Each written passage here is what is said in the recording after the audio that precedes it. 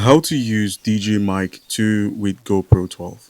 Your first step is to charge and power on the DJI Mic 2. So start by charging the DJI Mic 2 transmitter and receiver and then powering them on.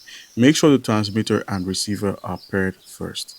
All right, and then the next step would be to get the correct GoPro audio adapter. The GoPro Hero 12 needs a USB-C audio adapter or media mod for external microphones. You can use a GoPro media mod or a USB-C to 3.5 mm mic adapter. So keep that in mind.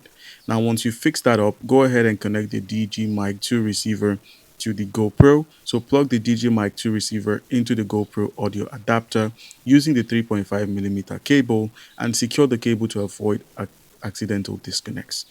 All right, after that, you can go ahead and configure the audio settings by turning on the GoPro and checking if the external audio is detected.